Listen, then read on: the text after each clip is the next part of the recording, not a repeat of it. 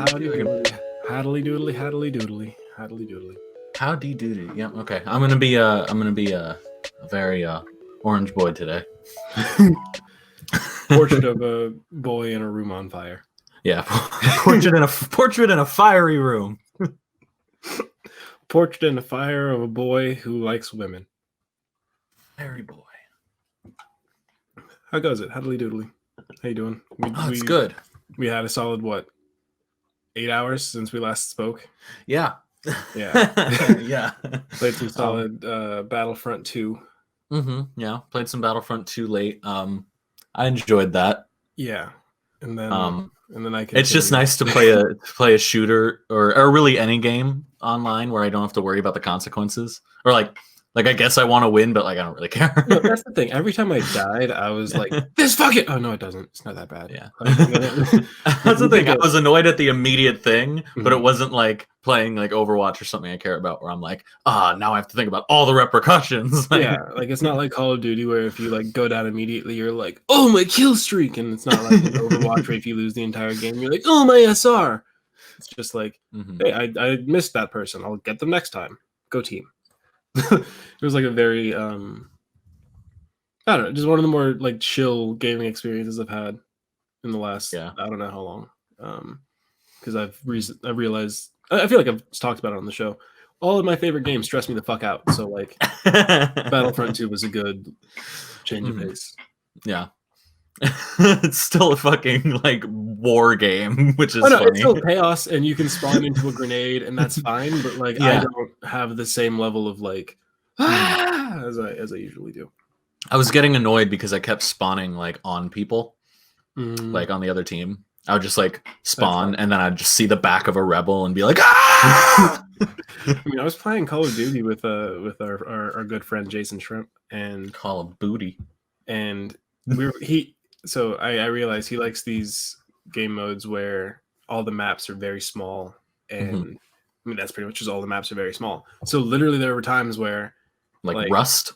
No, there's you play on Rust and you have domination, and then you spawn and you've got about half a second, and either a grenade is on you as you spawn, like an active grenade is on you as you spawn, or you take a couple steps and then there's someone around the corner, and either you take them down or they take you down. But either way, you've got about 45 seconds of life. It's like everyone in that game mode has like the lifespan of a fruit fly, so you got to really make it count. A fruit fly. It's really upsetting. Really, really, really, really upsetting and stressful.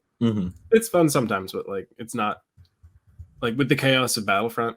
Like I said, with Call of Duty specifically, there are the kill streaks that you're trying to like build up, and if you like if I set my lowest one to fucking 2 and I get 1 kill, I'm just like, it's the back of my head is just fucking seething. Like I can't die right now. And then 5 grenades come in, nowhere to run. Like, yeah, the stakes are way too high, but the control in that situation is way too low.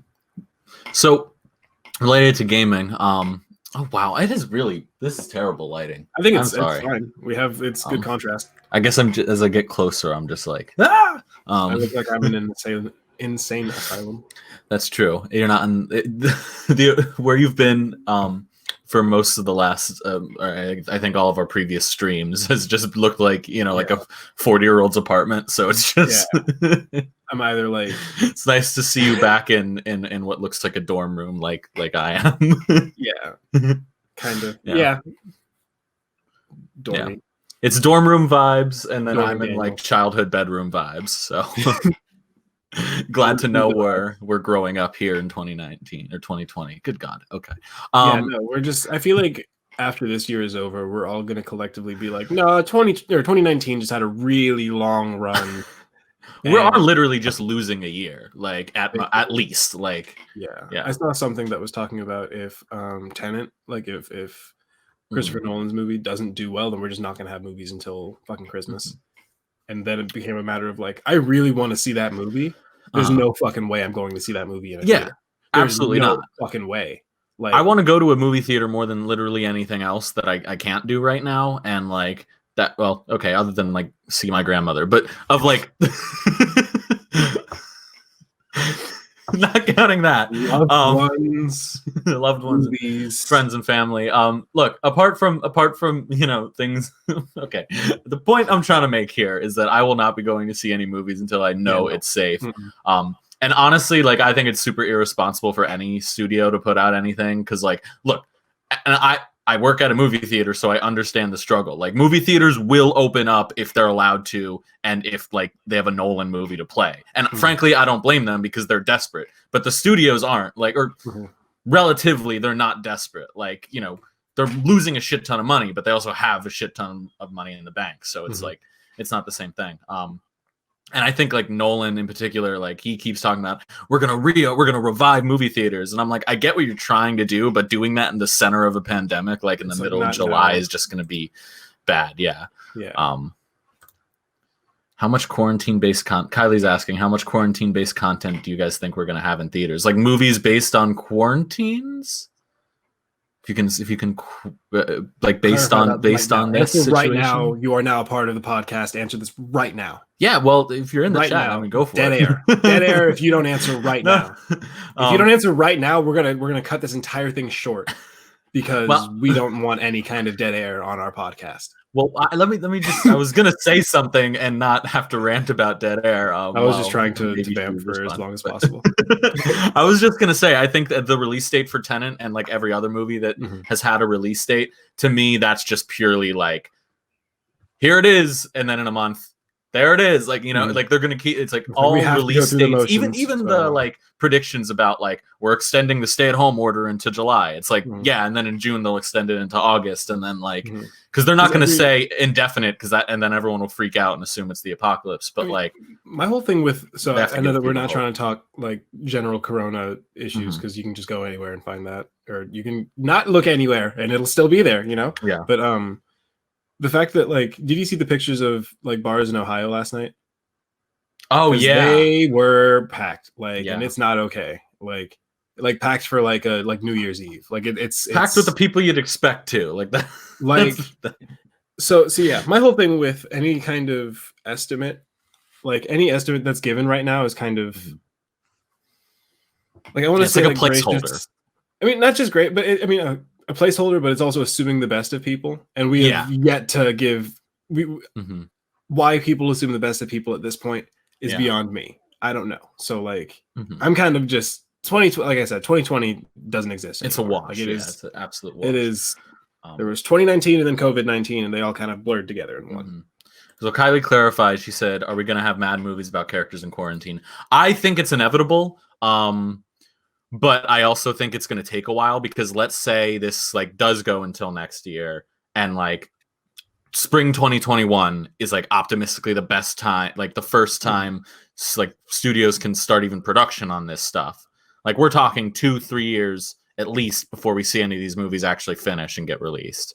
So like, it's going to happen. I mean, I'm pretty sure there was like 9/11 movies in like 2003 or 4, you know, like, it didn't take them long. And like, World War II movies started being made in the 50s and probably even earlier, like that. I mean, like, it's everyone's experiencing it. So odds are we're going to have a shit ton of content about it. So my thing, I don't even know that we're going to have necessarily like quarantine focused movies, like where the, like obviously stuff will be inspired by by having to stay inside, but I'm looking at it kind of, so the way you brought up 9/11, like I was watching this, Lindsay Ellis has a great video on War of the Worlds versus Independence Day, because they came out like within 10 years of each other, but like before and after 9/11, like very, like the destruction of the White House was like hilarious in Independence Day. Yeah, it was like in the trailers. It was like, this is the reason you come see this movie. Yeah, it's like, look at everything you love get blown to smither, and then in fucking War of the Worlds, it's like, no, like motherfuckers are turning to ash, like it is real.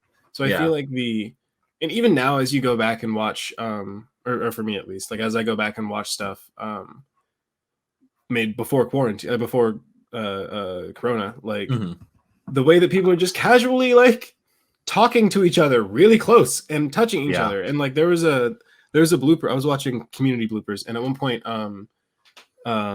Gillian Jacobs like sneezes, and like I guess it hits Donald Glover's hand. And as I saw that now, I'm just like, oh my God, like it was so much more. And at the time, it was just like, oh, haha, someone sneezed on your hand. And now it's just like, that is a fucking, that's bioterrorism, what you just did. Like, that's horrible. Yeah. And that reminds me, because there's another outtakes, I think from from season 2 of Community, where like Gillian and Danny Pudi are like sitting at the study room table together, and Danny's like helping her pick a booger out of her nose. Oh, yeah. It's like, I guess a bit that they did, but like it's happening. Like he's just fully like putting his finger like right up here. And, no, like, that's not going to be okay in the future. Yeah, no. Like, well, even like super optimistically, like we're gonna like the world is gonna be different, and that's I'm curious when it comes to movies, and not just movies, other things like ongoing series, like TV shows, like sitcoms. Are they gonna like that are more or less taking place in the real world? Like, are they gonna address it? Like, are they gonna have entire seasons in quarantine? You know, like fucking the MCU, like in a couple of years, are they gonna have to like, because they don't follow real world events, obviously, but at the same time, it is a universe in which, you know, World War II happened. You can assume probably like Vietnam happened, and you know, I mean, they don't have to necessarily reference it, but I mean, and again, they have to play against the fucking audience's psyches. Like we are different people now. We are different now than we were before COVID. So like, and my brother is. We have to like. I feel like even stuff that's like might be in post production. Like I feel like they might be tweaking bits and pieces. Like if there's a CG character, maybe put that CG character a few paces to the left instead of right next to the main character. Just for the audience's peace of mind. I was talking to my brother, and he pointed out, because well, we're both really big Bond fans, but he in particular, like following the No Time to Die, which was supposed to come out like right at the beginning of all this. And that was one of the first movies that got pushed back, and I'm sure a lot of that has to do with the release date, because it was upcoming, but it got pushed back even before Mulan, and I'm pretty sure Mulan was supposed to come out earlier. And he said that based on some stuff he saw in the trailers and like reading on forums and whatnot, that there was already, like before any of the COVID stuff, like speculation that the plot would have something to do with like bioterrorism or like chemical weaponry, like essentially, you know, pandemic as a form of like, you know, terrorism. And you know, maybe one of the reasons they were so quick to pull the trigger on delaying that one is because they were like, shit, well, even if we can release this, people are going to be super bummed out by it, like, you know? Yeah. Who wants to spend money to go sit next to a bunch of people and think about diseases? Like, yeah, exactly. Like have the and especially with all the paranoia in the world, like having a plot where a supervillain like sets the pandemic on the world, like I think would be pretty irresponsible, frankly, you know, like just be playing into a lot of people's existing fears. Yeah. Like I'm interested to see how we talked about like next gen last week. Like I'm interested to see how The Last of Us 2 kind of either takes a hit or doesn't because of this. Like the disease in The Last of Us 2 is so not corona. Like it's so very much not you know, like the flu, but it is still like a disease, and it's like a pandemic story, and like well, that's something that might be able to get away with it because it's had a pre-existing, like, you know what I mean? Because like people are already attached to The Last of Us, but it's maybe it would be different if it was like trying to sell people on a new thing. I don't know though, like that. So like I'm just thinking, I'm thinking more in terms of like the overall emotions attached to the game, because like I was watching a playthrough of the first game recently, and like I forgot, like I consider that like just a fond memory of, you know, Last Generation. It's one of my favorite games because I feel like it's like I feel like if you've played The Last of Us, you have to say it's one of your favorite games because it's that good. Like genuinely, I was stressed the fuck out during 90% of that playthrough. Like it is like it's like every second of that game is stressful. Even it's almost especially in cutscenes, because like in moments where it's like, oh well, this isn't, you know, it's not on me. Like that's even scarier because like shit can happen and you have no say. So like, and from all we've seen of Last of Us 2, it's about to be way darker than Last of Us 1. So like, I don't know if like I'm ready to, at the end of a, you know, the end of a day of work where I have blocked out the fact that I'm at home and the fact that like all of our operations have kind of been shifted because of this. Like I have to, you know, use that distance throughout the entire day. And then I go into a game where I'm supposed to like, not like, I want to turn my brain off, but like, I don't know. I'm just, Yeah. Well, I think it speaks to how well Animal Crossing did. Is it came out at the perfect time where literally you go to an island and get to like live safely far away from each other. Yeah, maybe you get to say, "Hey, neighbors you can live on my island, but you get to live way the fuck over there." Yeah, you get to like, you get to not be by me, and you can literally like wear a mask, like everyone's wearing now in the game, and I'm pretty sure like that item was probably going to be there already, but I definitely like had it available to me really early on, and I would not be surprised if that was just them like throwing it into a patch and being like, yeah, just Animal Crossing addresses the pandemic. Like it was one of the first items because Aaron gave it to me, and like he came to my probably the first item I got from another person, honestly. Like just, and it became one of those like, oh yeah, no, there's no escape. Yeah, yeah, but yeah, no, I think the like privacy mask item in particular looks exactly like the mask I actually have in real life too. Like the just black, like kind of like felt thingy. I don't know, not felt, but do I have one? Yeah, one of these boys, but without the yeah.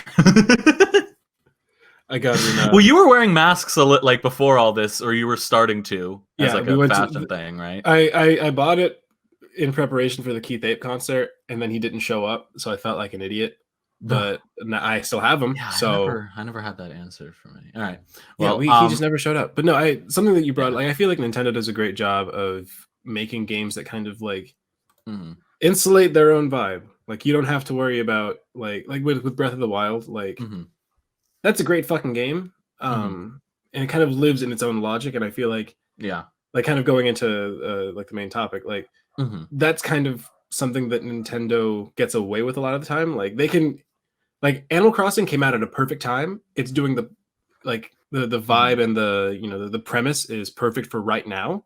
But like when I think about jumping back in, I'm just like, it sounds more like work than relaxation, and I feel like that's more on Nintendo's fault than it is like the game's fault, if that makes sense. That's a complicated issue for me because like I can't argue that point really. But that has more Animal Crossing is almost like a language that I like grew up learning. You know what I mean? I mean, like, not even Animal Crossing. I mean, to me, the overarching point that I was trying to make was that Nintendo gets away with a lot because, like, when you're playing their games, you are playing a Nintendo game. Like, it takes you out of it. Like your expectations and your feelings while you're playing are very like Nintendo centric.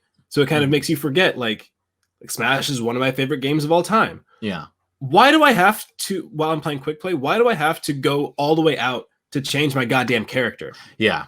Or to change the skin on my character? Like, if I want, like, why, if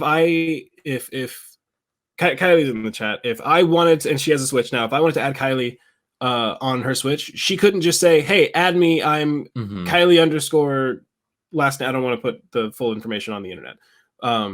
Pretty sure I already put it on screen. Yeah, I I get your point though. Kylie _R. Yeah, friend codes are ridiculous. Yeah, like what the fuck? Like I can like, and it's all because like, and we get it's fine. The Switch is an amazing device. Hi, Aaron. Did I say that you weren't here? No, I did. I'm think sorry. you just he was upset that you chose to reference Kylie instead of you. That's my or instead of him. That's my. I don't have Kylie as a friend on Switch right now at this moment. That's why I was making the point. It's not on you. You know what?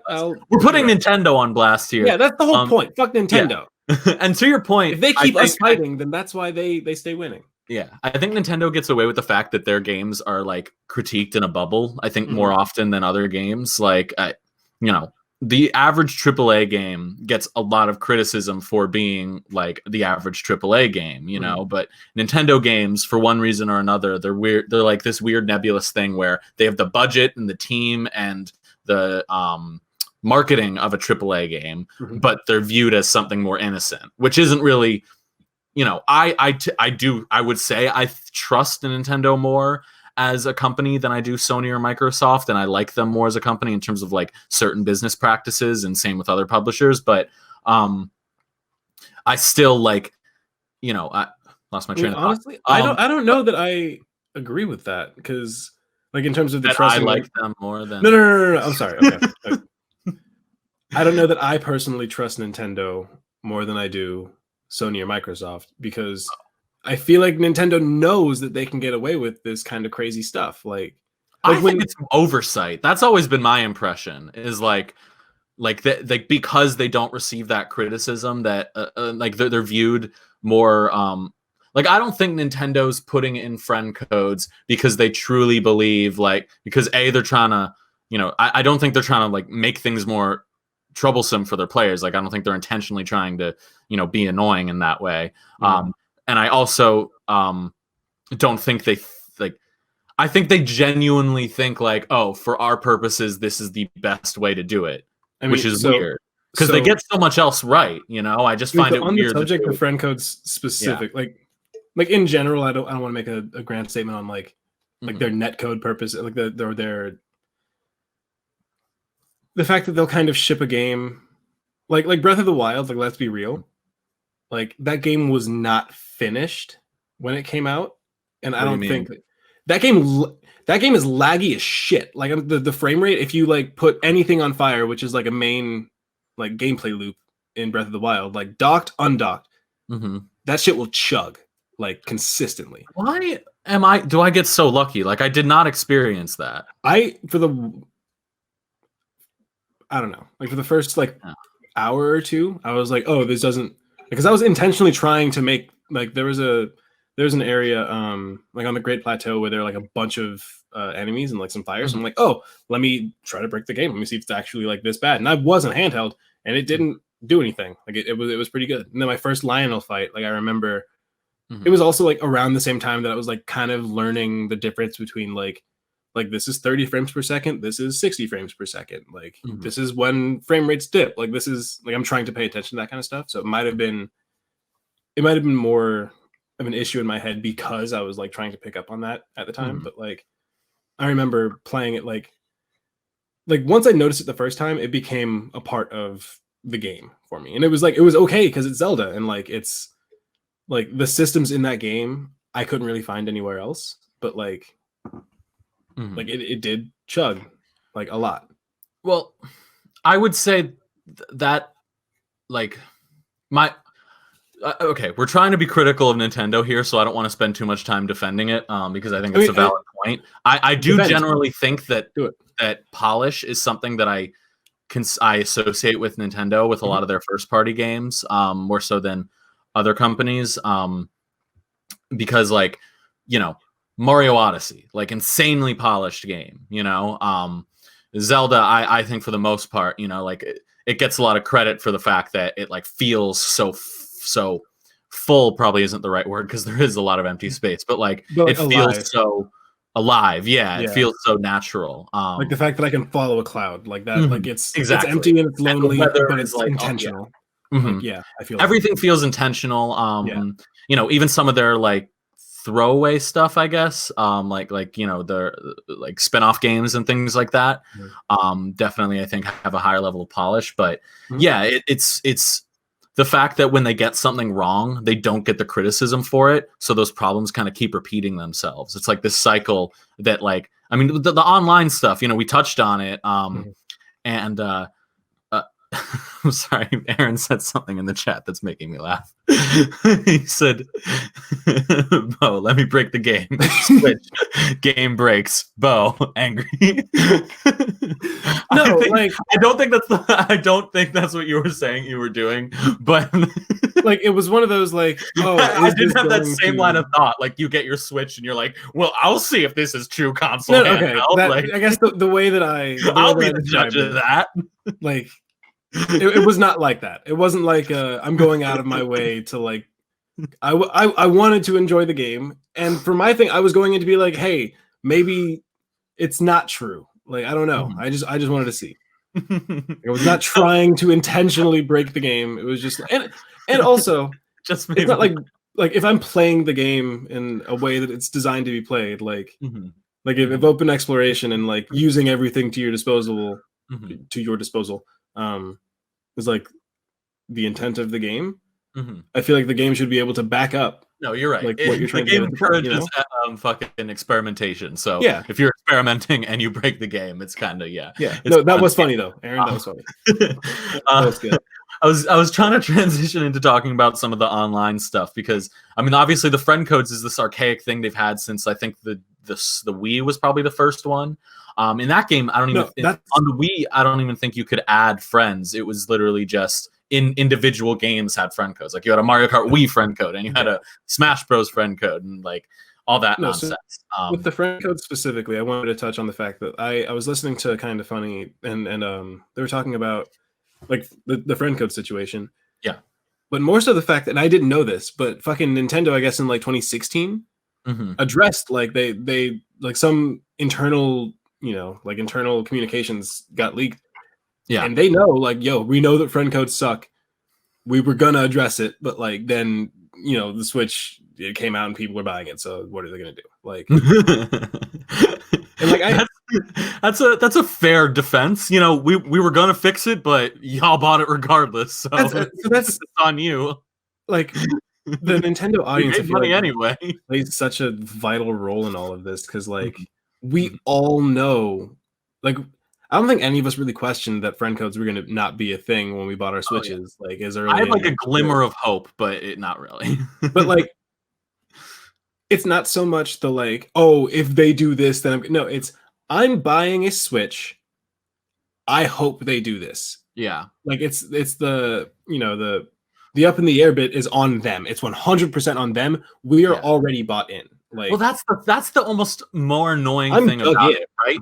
Is like if EA puts out a game that has like microtransactions or something that would make me not want to buy the game, I don't have that internal like, well, maybe it's so good that it's worth it because like they haven't earned that trust. Yeah, that's sort of what I was referring to earlier with trust in Nintendo. Is like I know their games are good enough that it's frustrating because the things that do suck about them, like the online, same or consoles as a whole, like the online infrastructure, like it's not enough to make me not buy it. But it's enough that it's a constant annoyance on top of the experience. Like the base experience is good enough, but the fact that it always comes with this little something, like it's like frankly, especially with the Switch, I would argue probably 4 out of the 5 most like necessary Switch games to own, like require online as like or not require, but have online as like a key component to their game or as like an important aspect. Mario Kart, Smash Bros, Mario Maker, Animal Crossing, like that. All like those 4 and like Zelda are like Zelda's like the only one that doesn't like require online. But I'm thinking more from Nintendo. So like if it was a matter of players were getting their expectations too high and like then raging against a company because that's what the internet does. Like if that was the case, then I wouldn't really blame Nintendo so much because if Nintendo was never being like, oh well, we do want to be in this space. Like we do want to have a hand in multiplayer games. Like we do want to be in the esports realm. Like, and I feel like in terms of the esports stuff, they hadn't really had that message until the Switch. Yeah. Like I remember when they held the invitational tournament for Smash for Wii U and like brought all the players, like the pro players in. I was like, oh shit, they're actually like they get it now. It seemed like it at the time. That's what I thought. Yeah, like that was like the first Smash Bros that felt like it was developed with competitive in mind, Yeah, it was like, hey, we Melee kids, we hear you. Brawl kids, we hear you. Get all together and make it fun. And like, but now, and the reason we made this the topic for this week, fucking Smash is not at Evo this year because its online is so trash. Like. I remember in the about a week before they actually announced that like this wasn't happening, like Smash players were putting on like we're tweeting #fix Smash online. Yeah, it's like and I played a lot. Like I play 2-3 times a week at this point. Like I play pretty consistently. Like or not as whatever. Like I have good times like with my Wi-Fi. Absolutely. I know that I'm okay. Like again, it goes down to the base game is like you can play Super Smash Bros. Ultimate with people online, and when it works, it's that and it's great. But but it's not often that. Like exactly. And if I were to achieve this like bliss of, so let's say that I just want to play one character for who knows how long. Like let's just I want to play the one character, like.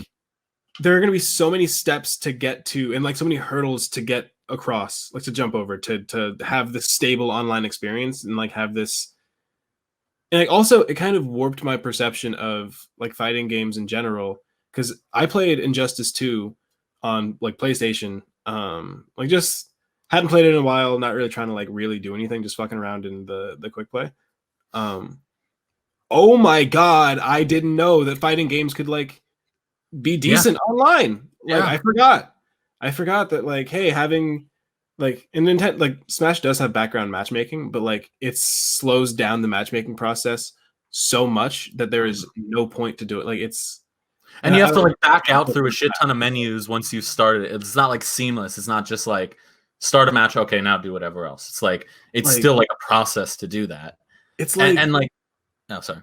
If no, go ahead. Yeah, if lag alone were the issue, that would be different. Like because lag, like it's bad, it's worse in Smash and on Nintendo games than most other systems. I will not deny that, but lag is almost inevitable. Like even Injustice, I played that online as well, and I hit lag. You know, some people it's internet connections, it's all these things. There's a lot of variables in regards to lag that they can't control, but when you have to take the time to, if you're trying to play with friends, you have to make an arena. And then if you want to change your character, you have to back out of menus and all these different things that slow down the process. It makes the fact that when you finally get into the game and you have lag, which again, might not be their fault, it just feels that much worse because you had to jump through all these other hoops to get there. Even counter, like to the point of lag, it is kind of on Nintendo because like, and like I'm not gonna sit here and pretend like I know what the fuck netcode is, like, or how to explain it. But like from what I understand, Nintendo is like 2015 level. Like even if it is like a matter of the like if our Wi-Fi connections are not that great, like I can count on Street Fighter V's connection or like just the game's like code being better than Smashes for online, because like and I don't, never mind. I was about to start making stuff up. I think like negative latency and like the bullshit that I'm listening to. you're already coming. I would not know if you were making up words right now. No, I mean negative latency is a thing, but it's for like Stadia and streaming and like when. Well, see, that's the thing. We talked last week about having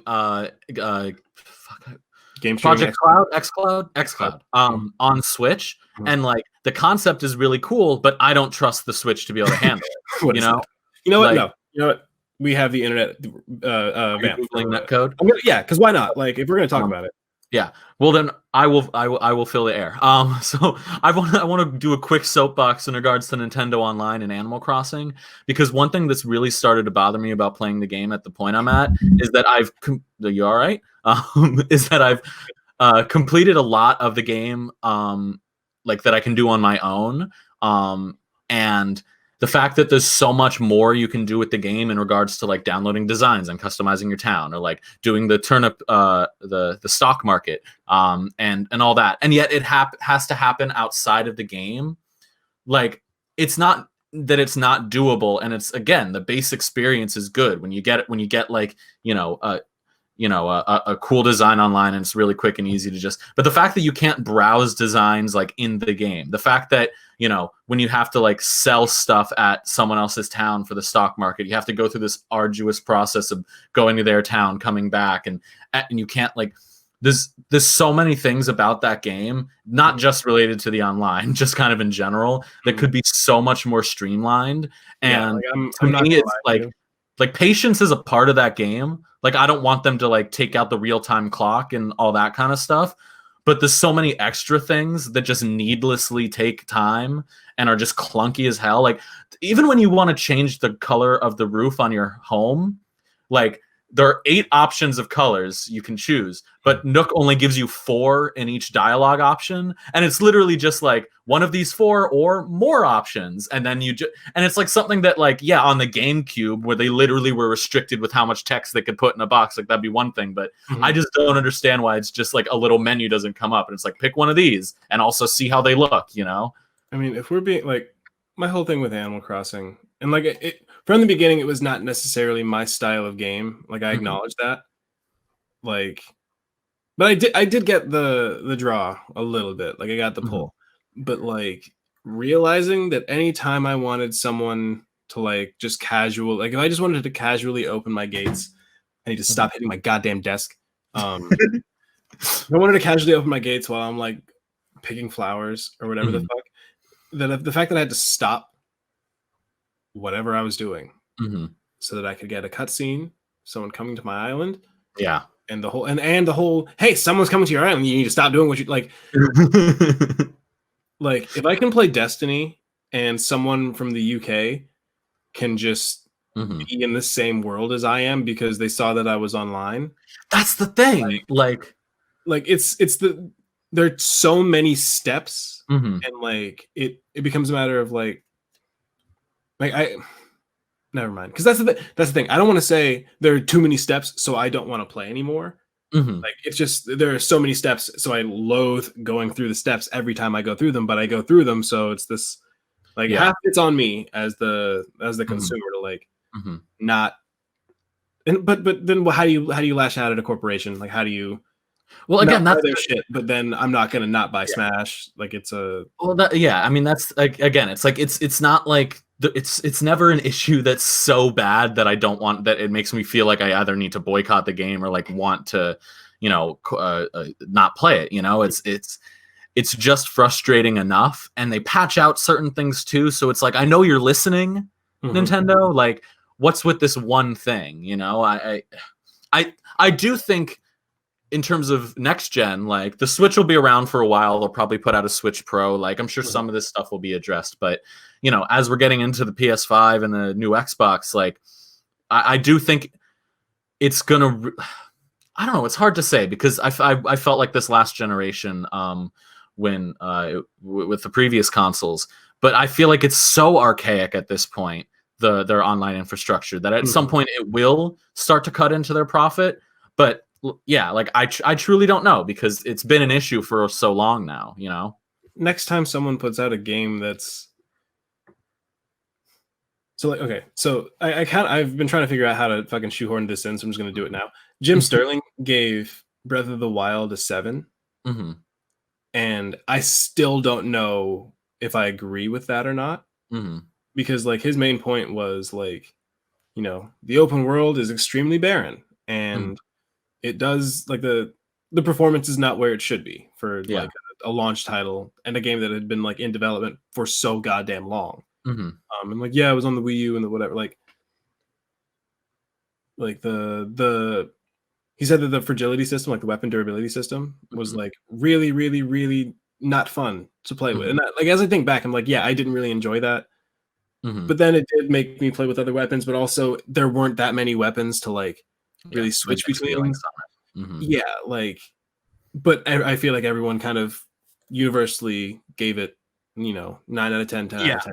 There's definitely a crowd effect going on there. Like, people didn't want to be the contrarian when it came to Zelda. Like, it wasn't a game that anyone wanted to be their punching bag, like, except for him. But that's kind of, I don't see it as it being a punching bag, though. Like, well, I know that's a little severe, but I just mean he's the type of guy who's not like afraid to be the contrarian.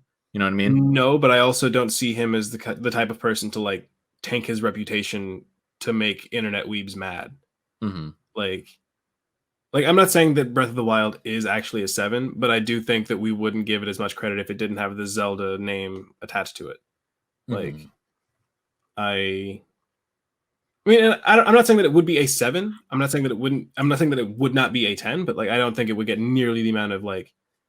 Yeah. Like, I feel like with Nintendo games, like, you can have like, I don't know. This is not. I haven't finished either of them, and I'm not the target market for either of these games. But like, out of Animal Crossing and Stardew Valley, I much preferred Stardew Valley. But, I mean, there's more to do, and it's probably But also, like, I don't have the attachment to any, like, Tom Nook means nothing to me. Yeah. But like, Isabella means nothing to me. But like, that's a lot of people's childhoods. So like, should Nintendo have, like, should they have the special treatment because they've been so formative of a lot of kids, like, because they've inspired so many people to make games, because they've, like, given us a lot of shit to talk about, frankly. Like, well, that I've always been conflicted with that concept, because I do feel that, like, I don't dislike most Star Wars movies, and at the end of the day, that's because they're Star Wars movies. You know, like even the worst one, I still enjoy because it's Star Wars. And you know, same goes for a lot of Nintendo games and various franchises that I'm a fan of.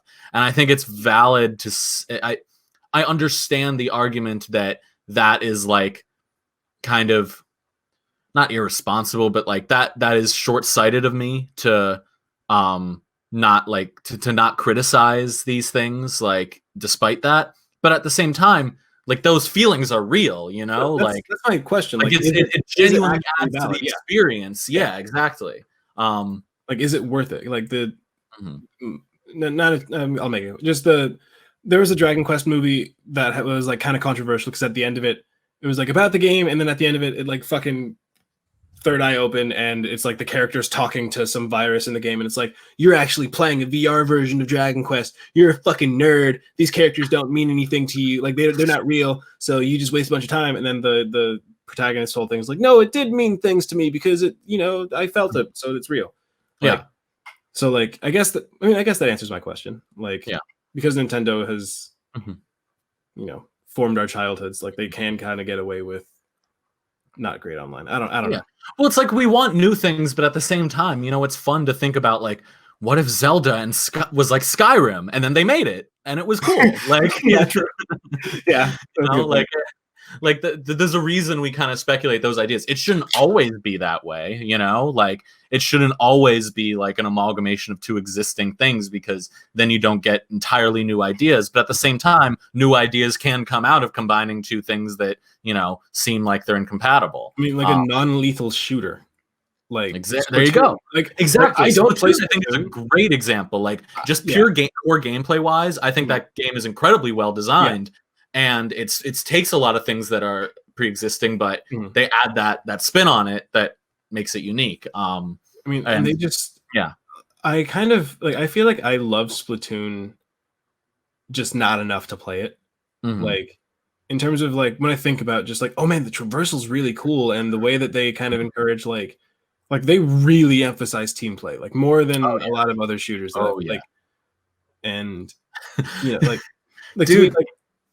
No, I mean, I was describing to someone a while ago, like someone that doesn't play games, and they were just like, "You sound like a fucking sociopath." Like because I was talking about like Overwatch or Call of Duty, like some conventional shooter, and they're like, "You sound like a fucking sociopath. You get like you know, dopamine released from murdering other people."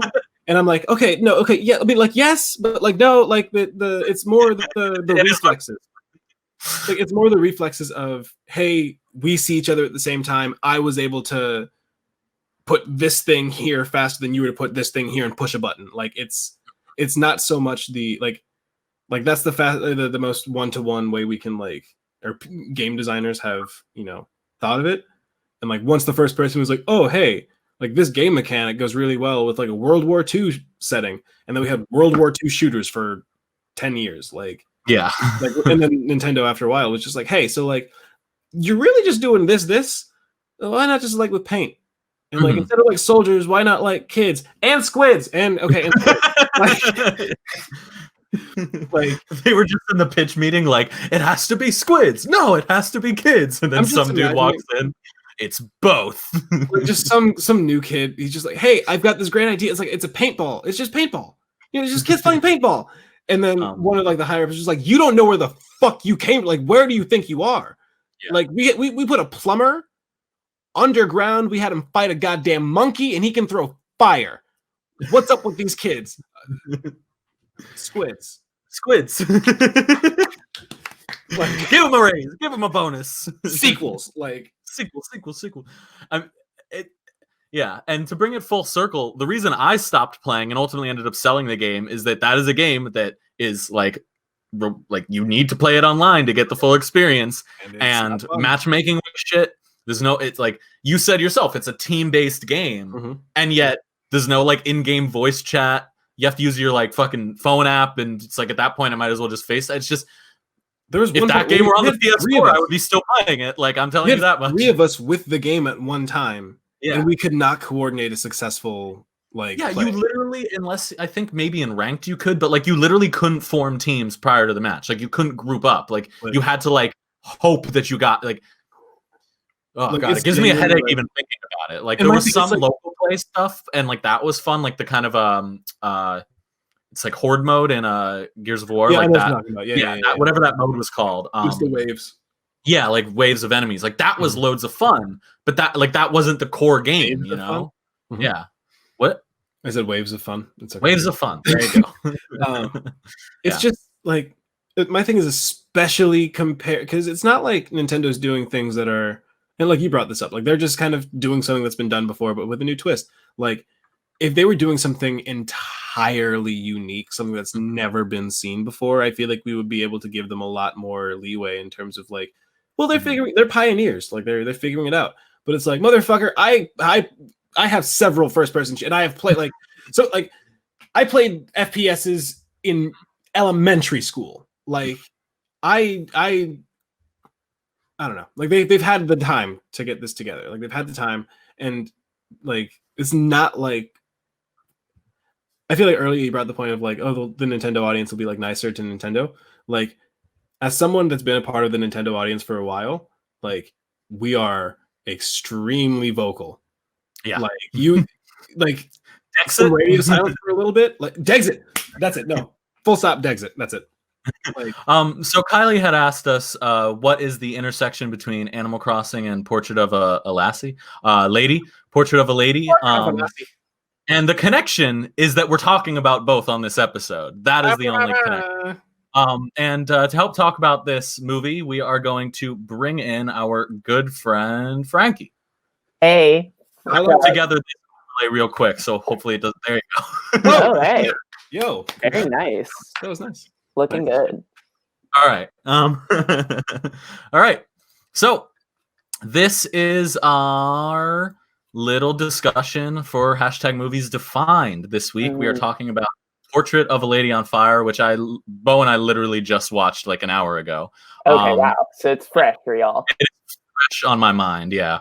Oof. Yes, Bo? I see you revving up for a thought.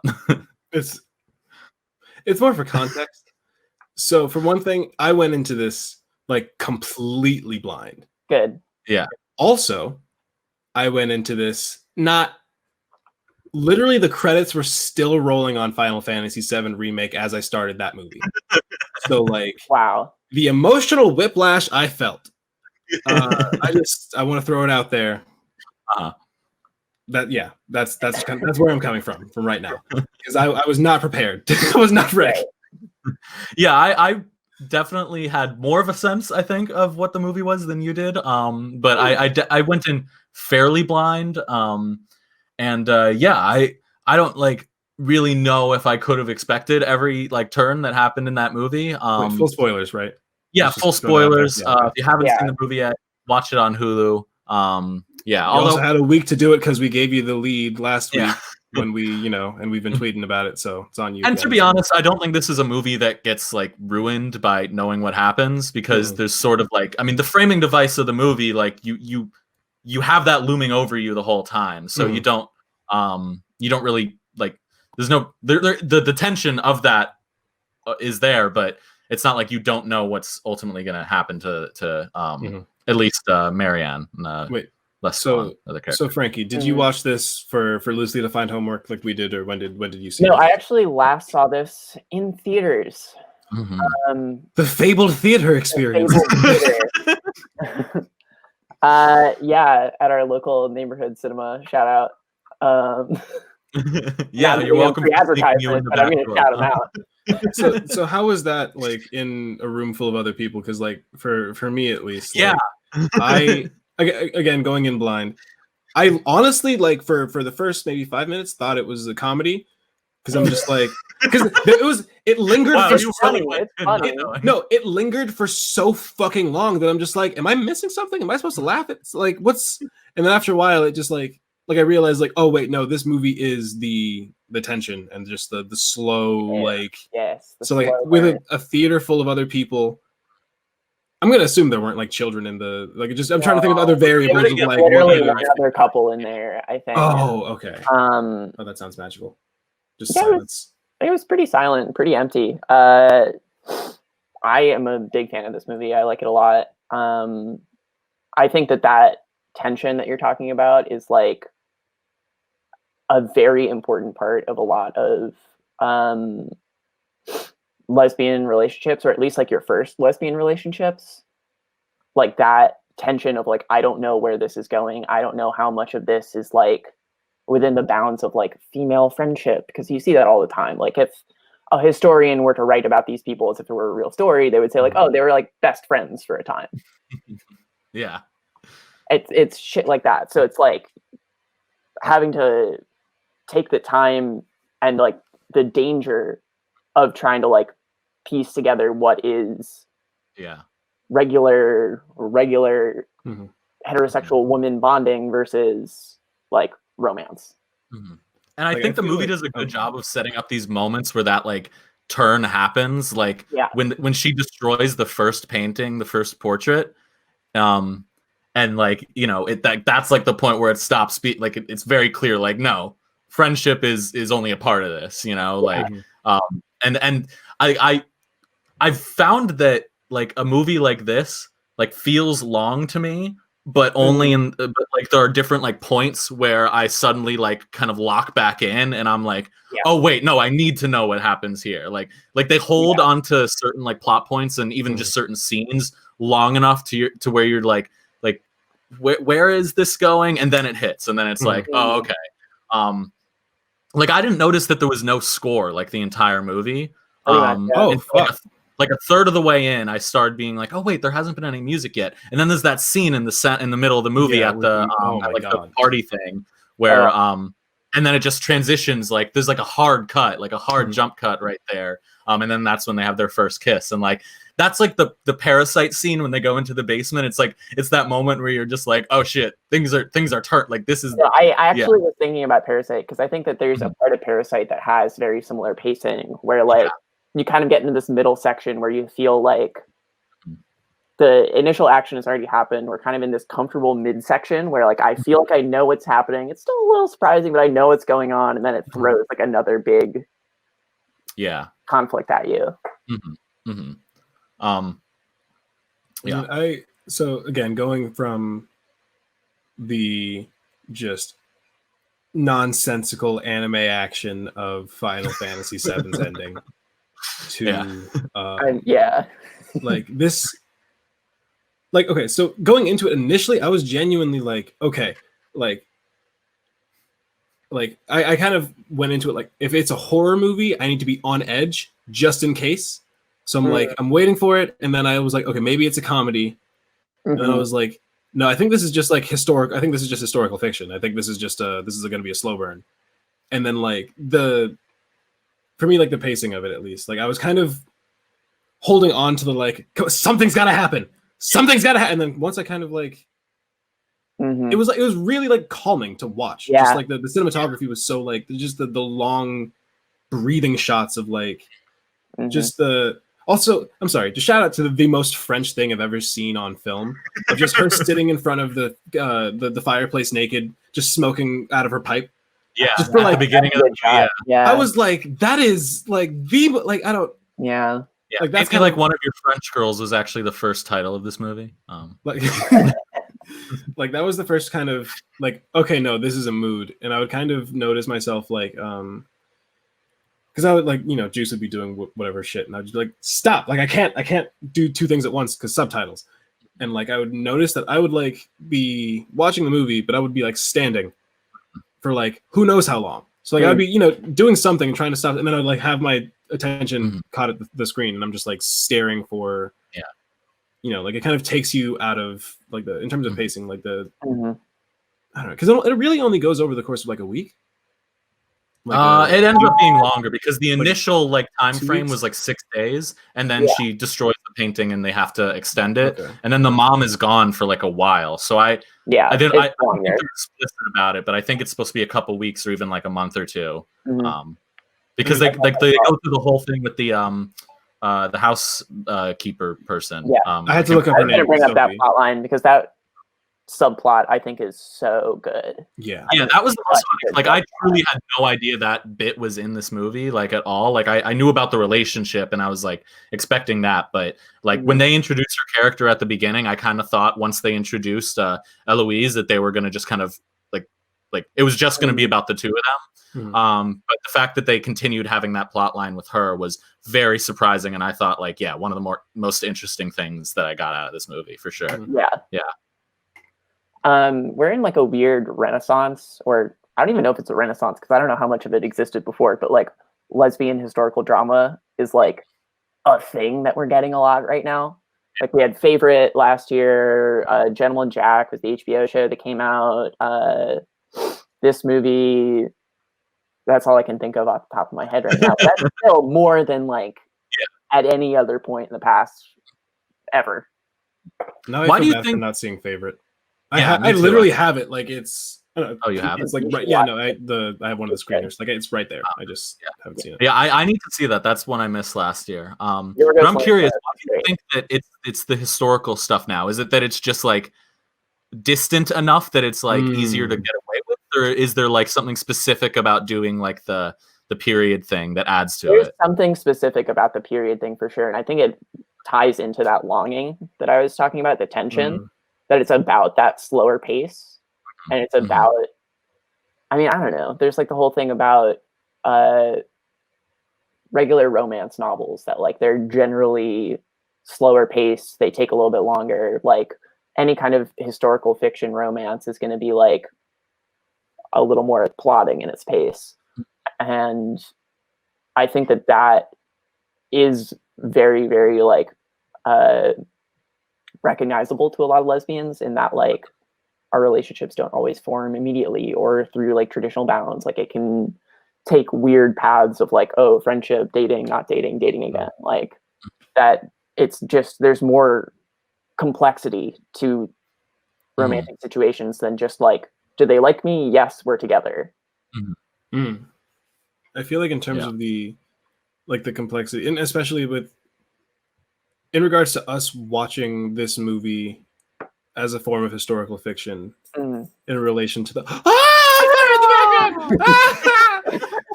just getting all serious. Just like I'm pulling this out of my ass, but like just the minor meta bit of like them reading Orpheus and like Sophie's kind of like her eruption of just like the fuck is wrong with her? Like why? Or what's wrong with him? Like why would he turn like all the one rule? You had one rule, all this stuff, and I feel like that kind of like Sophie's emotions in that was kind of us as, or at least me as the audience, being like not having zero idea where this movie's fucking going. Just being like, just fucking just kiss each other already. We know, I know. We can see it. You're staring at each other. Like it the fact that you can't even just say it, just it hurts me. Just fucking do something. Like that's something that I that hit me early on too, in particular because these two actresses had such raw magnetic chemistry. Like from the first scene, it's like it almost annoyed me. I was like I'll never have anything this good. It was so like they the dialogue is so spaced out, you know, because these shots are so long and like they're talking like it's so deliberately paced, but you like it's undeniable like magnetism between the two of them from like the get-go. And I loved how they waited to reveal her too, like how they had like everyone kind of tell Marianne about Eloise before she actually like gets revealed, and there's that shot as she's running towards the to the cliff where, you know, she's got the hood up and then the hood comes down and then the last second she turns around. That was, I thought that was so well done. The painting actually, like having one of the characters be a painter, and the whole point of her being there to paint this person who doesn't want to be painted is like also really, really good, because you have to spend a lot of time in the camera looking through her eyes. Like you spend a lot of time noticing like, oh, her ears look like this and her nose looks like that. And it's an interesting like moment. I don't even think there's a moment, but it's just, you get the sense over time that it starts to become less and less of like, I'm looking at it to do the painting. Like something that, so that in the crossover between like I'm studying for purposes of like making a piece of art versus like I am studying because this to me is art. Yeah. And I love movies like this that are able to use art like this. I would say this, you could say this movie is about painting, but in particular, it's not just like about a painter. It's like how a painter views the world or views certain people in their lives. Like it's literally like showing how like that artistic medium like informs like a person or informs a way of looking at things. Like it uses it as a tool in the narrative, which I think is great. Like I get, annoyed at all the like movies, like the films about film and the history of film and how important film is. But there's the occasional movie that's like about the filmmaking or like music. Like there's so many just historical like music biopics that just like tell you about someone, but they like it's the movies like that are able to use art as like this is a pathway to that character in addition to just a part of the plot that I that's really stand out to me. Yeah, I agree. I had a point. Yeah. Kylie suggests that we talk about the ending concert scene. Oh, thank you.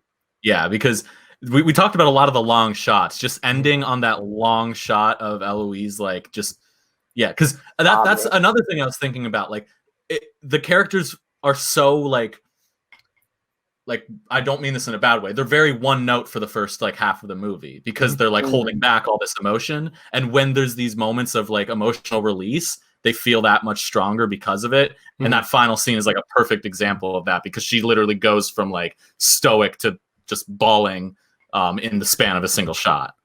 Yeah. Yeah. I mean, also, something go ahead. Go ahead. No, go ahead. That song, Vivaldi's Four Seasons or whatever, on TikTok, it was starting to be used as like a trend where like people would talk about like, oh, like first I was straight, then I was lesbian. So they'd be like talking about like, oh, this is my type. And then it would like cut and then it would start playing Vivaldi's Four Seasons. I love the internet so much. Like, pictures of the girls that did whatever. But then people took it back and started using it as like, oh, I used to like these boys, but now I like these boys. But with the Vivaldi Four Seasons playing in the background. And I'm just like, okay, I love how my love for the internet. I love how memes are made out of anything from the Star Wars prequels to French indie films that win awards at Cannes. Like everything is content now. It's. I mean, it's specifically not just a French movie; it's a gay French movie. Yes. Of course, half the internet's going to pay attention to it. That's true. It gets a little more attention because of that. Yeah. Yeah. In regards to that last scene, I was actually still like so honestly, I kind of took that as more of a like, okay, now I can breathe because like I was still, like I feel like the movie kind of framed I hate that I already forgot her name, Marianne, as the like as the audience surrogate almost like especially Ed, the way that you described the way that they built up Eloise is like the like you kind of want to impress her before you even get to see her. Like you want her approval. So it's like that level of like it's everyone telling you like this is a difficult person. Yeah. So like from that point, Marianne to me was like the underdog and like the so for her to have this, and also I feel like the framing of like Eloise is going to live this life, like this is before her like her grand life, whatever, just off with some dude that she doesn't know or care about. Like, so the scene of Marianne seeing the painting of, like, before they pan down to the kid, I was like, God damn it, she had a baby. God damn it. Like, it's over. It is over. Like, it was one of the, I was like half hoping that they'd do one of those like bullshit movie things where if they did this, I would actually complain, where Marianne turns around and Eloise is there and she's like, I've been waiting this entire time. Like, no, didn't do that shit. But the finger in the fucking page 28, like that fucking got me. That fucking got me. And then and I'm sorry, even backing up before that, so like I was like, okay, so when they showed it was Marianne, like she's walking through the halls, she turns around and she sees Eloise and what like she shows up in white and then disappears. And I'm like, for a second I thought it was turning into a horror movie. I was like, is that ghosts? Literally, I was like, did Eloise just die off screen? And this is how they're telling us what the fuck? Oh no, we're good. And then it shows her in the it was a wedding dress. So I'm just like, oh my, and then the turnaround. Like to me, once turnaround happened, I was like, that's the end of the movie. The painting is the epilogue, and then the crying is just the me looking at everyone else that I would have seen it in the theater with and being like, what the fuck? Yeah. Come on, like it's like and like most of it said, like, or most of it like just unspoken, like just looks. And I feel like this movie's like, I want to see what the script actually looks like in terms of like page length and in terms of like how many lines of actual dialogue were in this movie. Yeah. Because I feel like most of my favorite parts were just someone looking at something or someone with and then emoting, like just focusing on that person's reaction to what they were seeing. So like the last shot, like it was both perfect but also completely unnecessary in my head. Because I'm just like the movie was over after that. Like I was done. Like it could have been like it was complete, and then that was like gravy on top. Like it. Oh yeah. No, I'm not saying that it was like. I'm not saying that they should not have. Right. I get what you're saying. Yeah. Okay, so Bo, what are we watching next week or for this week for next week? Booksmart, motherfucker. Bam. Whoa. Whiplash. All right. So let's watch Booksmart this week and tweet at us using the hashtag #MoviesDefined. This one's also on Hulu, so we're sticking with that platform, and hopefully it'll be a little cheerier than Portrait of a Lady on Fire. So yeah. Can I come back to that one? I also have like deep lesbian feelings about that movie. Oh yeah, I forgot. Yeah, I've seen it already. Bo, you haven't, right? No, I have not. That's why I wanted to watch it. I heard that it was fucking hilarious, and I've been meaning to watch it. And I just haven't. Great. Yeah, I need to watch it again. I still only saw it the one time. Word. Okay. Yeah, I'm hyped. Well, I'm excited. Cool. All right. Yeah. So yeah, we'll talk to you, Frankie, about having you back on. Hopefully get some other people to watch it. Aaron said he already seen it, so jump into the conversation next week as well. Maybe I can create a little banner here that allows me to show 4 people's names. I don't know. I'll figure that out. Anyway, yeah, that's today's show. Follow me at Evilshire Prime on Twitter and Instagram. That's on the screen. Follow the show at Defined Loosely and at Loosely Defined, depending on the platform. Boom, boom, boom. Follow Frankie. Follow Bo. It's all on screen and also in the description of. I think my Twitter might have 2 underscores, but maybe. Yeah, well, I'll have the proper thing linked in the description for anyone who's watching this. And yeah, until next time, stay loose.